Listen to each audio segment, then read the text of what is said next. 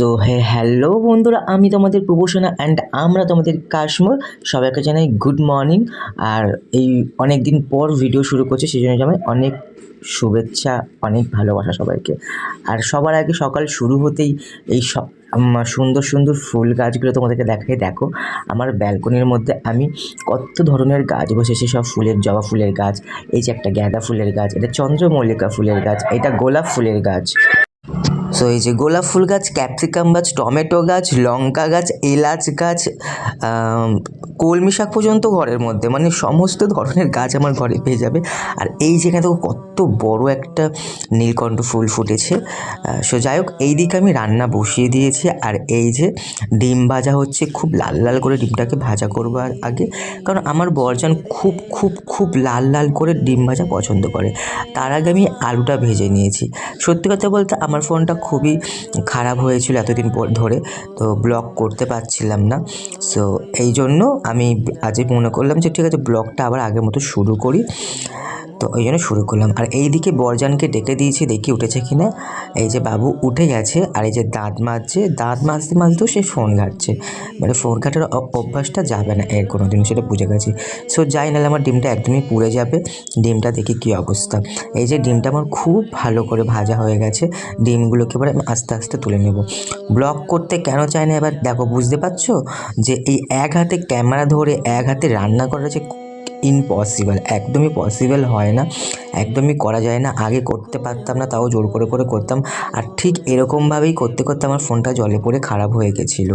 এইভাবেই আমি এক হাতে করতে করতে, এই জন্য আর রিস্ক নিতে চাই না বলে এখন করি না। তবে বরজান বলছিল বারবার ধরে যে করি। সো যাই হোক, আমার রেসিপিটা এবার বলি। যে আমি আলু ভাজা করে নিয়েছি, ভালো করে আলুগুলো কেটে ভালো করে ভাজা করে নিয়েছি। তারপর ডিমটাকে খুব লাল লাল করে ভাজা করে নিয়েছি। আর এই রেসিপির মধ্যেখানে আমার একটু ন্যাকামো তোমরা দেখতে পাবে, সেটা বড় কথা না, ওইটাকে পিছনে সরিয়ে দাও। আর এই যে এইখানে আমি তেল বেশি করে দিয়ে দিয়েছি। আর এই যে আমি এখানে পেস্ট করে নিয়েছি, এর মধ্যে ধনেপাতা, আদা, রসুন, পেঁয়াজ, টমেটো দিইনি, সরি। তো এই তিনটে আছে, ধনেপাতা, আদা, রসুন আর পেঁয়াজ। এইটাকে আমি খুব ভালো করে পেস্ট করে নিয়েছি। আমি 3টে পেঁয়াজ দিয়েছি। সো তেলটা ভালো করে গরম হয়ে গেছে। এবার আমি গরম তেলের মধ্যে কিচ্ছু দেবো না, শুধুমাত্র জিরে ফোড়ন দেবো। গোটা সাদা জিরে ফোড়ন দিলাম। দেওয়ার পর এটাকে ভালো করে একটু লাল লাল হয়ে গেলেই আমি যে পেস্টটা করেছি ওই পেস্টটা দিয়ে দেবো। ধনেপাতা, পেঁয়াজ, আদা, রসুন বাটা। দেখো ধনেপাতাটা দিয়েছি বলে কিন্তু পুরো সবুজ সবুজ লাগছে, তোমরা দেখে সেটা বুঝতেই পারছো। তারপর এটাকে আমি খুব ভালো করে মিক্স করে নেব। এটাকে খুব ভালো করে মিক্স করে নেব। আর মিক্স করে নেওয়ার পর এটাকে আমি একটু ভালো করে, যতক্ষণ তেল না ছাড়ছে ততক্ষণ একটু এটাকে কষতে থাকবো মশলাটাকে। আর এই এক হাতে যে ফোন ধরে থাকা সত্যি কতটা ডিফিকাল্ট, সত্যি তোমরা মানে যারা ভিডিও করো একমাত্র তারাই জানেন। মেসেজও চলে এলো ফোনে, রাধে রাধে, সকাল সকাল রাধে রাধে। সো যাই হোক, এই যে আমার মশলার মধ্যে তেলটা ছেড়ে দিয়েছে, মানে ভালো করে মশলাটা কষা হয়ে গেছে। আর এইদিকে আমার ভাতটাও 1 ফুট খাইয়ে রেখে দিয়েছিলাম আমি, আর আবার 1 ফুট খাইয়ে নিচ্ছি, কারণ আমার গ্যাসটা বাঁচানোর জন্য আমি ভাত সবসময় 1 ফুট খেলেই আমি ভাতটা অফ করে দিই, কিছুক্ষণ ডাকার পর আবার 1 ফুট খাওয়াই। ততক্ষণ ভাতটা ফুটুক, এইদিকে আমি মশলাটা ততক্ষণ কষতে থাকি। এইদিকে আমার মশলাটা খুব ভালো করে কষে গেছে, তেল ছেড়ে দিয়েছে। আর হঠাৎ মনে পড়লো সকালে আমার বরজানকে ওষুধ দিতে হবে খালি পেটে। আর এই যে বরজানকে আমি 10 ফোঁটা হোমিওপ্যাথি একটা ওষুধ খাই আমরা, তো সেই মানে ওর হয়েছে পায়ে একটা কি হয়েছে, সেই জন্য ওকে সত্য দিই। আর এবার আমি খাবো ওষুধটা, কারণ আমার পিঠের মধ্যে একটা ছোট্ট টিউমার হয়েছে।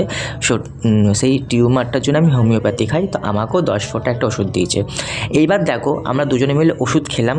ওষুধটা খাওয়ার পর কি হয়েছে দেখো, ঢাকনাটা লাগানোর সময় দেখতে পেলাম যে আমার ওষুধটা আমি ওকে খাইয়ে দিয়েছি আর ওর ওষুধটা আমি খেয়ে নিয়েছি। মানে বুঝতে পারছো তোমরা, এক হাতে ক্যামেরা করতে করতে কি ভুলটা হলো আমাদের দুজনের ওষুধ, আমার ওষুধ ও খেলো, ওর ওষুধ আমি খেয়ে নিলাম। এই যে অসুবিধাগুলোই হয় আমাদের মধ্যে। সো যাই হোক, এবার আমরা দুজনে হাসছি, তো কিছু করার নেই, খেয়ে ফেলেছি। এখন তো আর পেট থেকে হাল দিয়ে টেনে বের করতে পারবো না, তো কিছু করার নেই, ভুল করে খেয়ে ফেলেছি।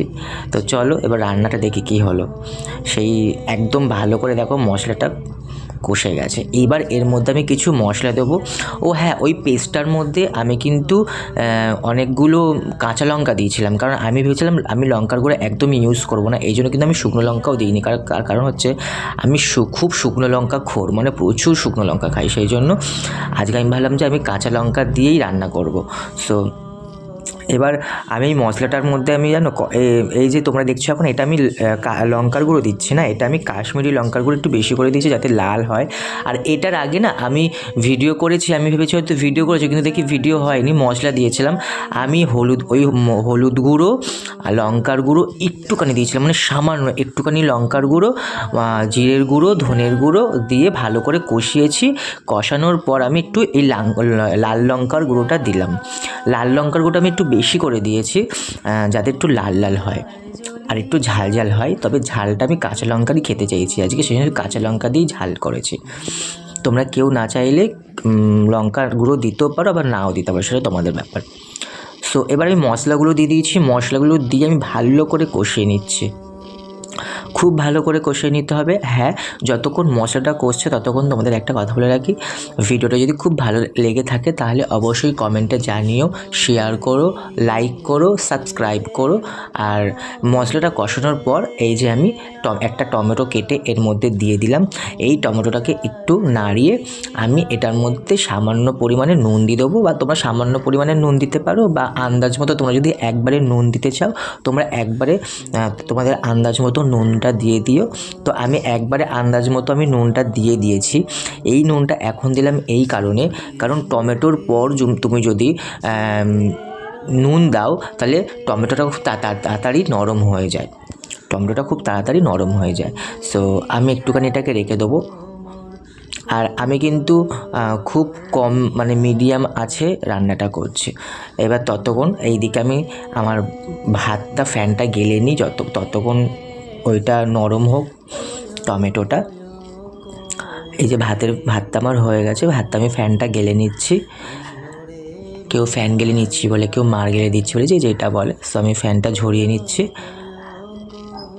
আর এটা হচ্ছে আমার টেকনিক, বুঝলে, আমার ছোটো হাঁড়ি তো আমি বালতির মধ্যে বসিয়ে একটা গ্লাস চেপে দিই, আমার হয়ে যায়।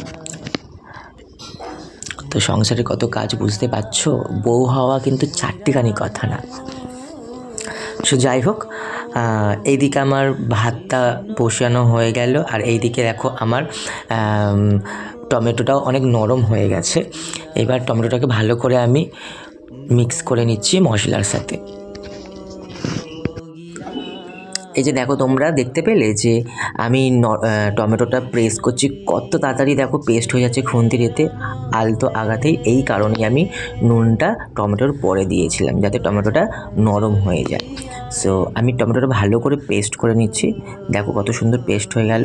সো এটাকে আমি ভালো করে কষিয়ে নেওয়ার পর আমি এটার মধ্যে খুব সামান্য পরিমাণে গরম মশলা দেবো। গরম মশলাটা আমার আজকে দিতে ইচ্ছা করলো, তাই জন্য দিচ্ছি, কারণ আমি ডিমের তরকারিতে গরম মশলা দিই না, কারণ আমার মনে হয় যে ডিমের একটা আলাদা স্বাদ থাকে, আর গরম মশলা দেওয়ার পর সেই স্বাদটা যেন ডিমের স্বাদটা চলে যায়, সেই জন্য দিই নাই। তবে আজকে একটু রসিয়ে কষিয়ে যেহেতু ঝাল ঝাল করবো, সেই জন্য আমি একটু গরম মশলার খুবই সামান্য, দেখো না পড়ার মতোই দিলাম, তোমরা দেখলে যেটা বুঝতেই পারবে।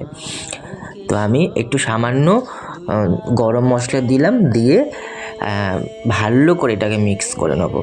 ভালো করে শুধু মিক্স করে নেবো না, এটাকে দিয়েও আমি খুব ভালো করে কষিয়ে নেবো। আর এটাকে কষিয়ে নেওয়ার পরই আমি এটার মধ্যে যেই আলুটা ভেজে রেখেছিলাম সেটা দেবো, সেটাকে দিয়েও কিন্তু আমি ভালো করে কষাবো। আমি প্রায় 5-6 মিনিট মতো আমি কষাবো। এই যে আলুটা দিয়ে দিলাম, এবার এটাকে আমি প্রায় 5-6 মিনিট মতো কষাবো।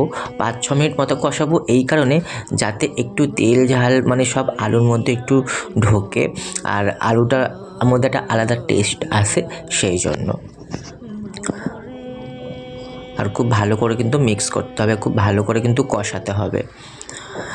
তরকারি তোমরা যত বেশি কষাবে তার একটা টেস্ট তত তাড়াতাড়ি আরও বেশি বাড়ে।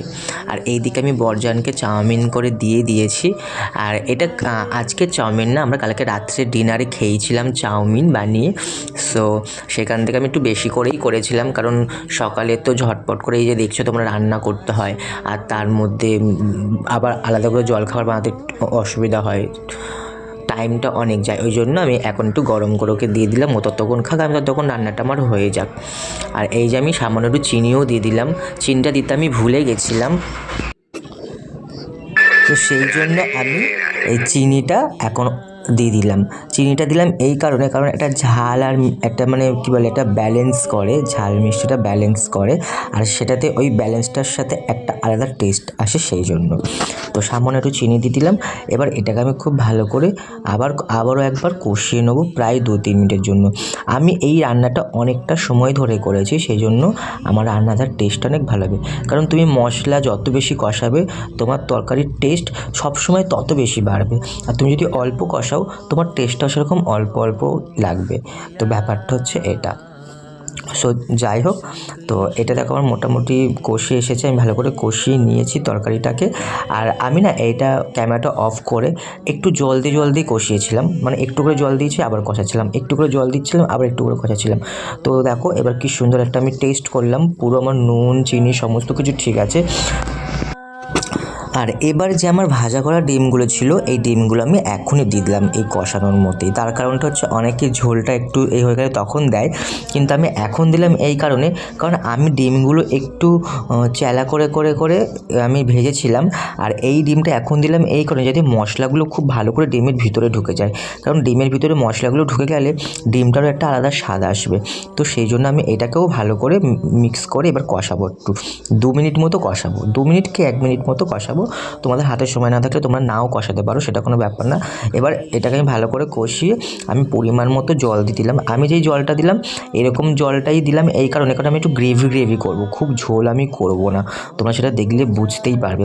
এবার আমি এটাকে ভালো করে মিক্স করে নিলাম। এবার আমি এটাকে ঢাকা দিয়ে দেবো প্রায় যতক্ষণ আমার আলুটা আধা সিদ্ধ করে আমি ভেজেছিলাম, তো আলুটা সিদ্ধ হওয়া পর্যন্ত আমি এটা ঢাকা দিয়ে রাখবো। ততক্ষণ ওটা তরকারিটা জলটা ফুটেও যাবে, আলুটা সিদ্ধ হয়ে যাবে। আর তার মধ্যে আমি একটা জিনিস দেব, এই যে কাস্তুরি মেথি। আমি কিছুক্ষণ ঢাকার পর এই কাস্তুরি মেথি দিলাম, একটু কাস্তুরি মেথি যদি তোমরা দাও, কাস্তুরি মেথির একটা আলাদা স্বাদ হয়, তো সেই কারণে কাস্তুরি মেথিটাও আমি দিলাম। সো তোমরা কেউ চাইলে এর থেকে বেশি ঝোল রাখতে পারো, এর থেকে কম ঝোল রাখতে পারো। আমি এটাকে খুব ভালো করে ফুটিয়ে এর থেকে আরও কম ঝোল করে নেবো। আমার বরজানে যেহেতু দেরি হয়ে গেছে, তো আমি ভিডিওটা আর করতে পারিনি, সেইটা আমি ভালো করে একটু গ্রেভি করে আমি বন্ধ করে দিলাম। সবাই ভালো থেকো, সুস্থ থেকো।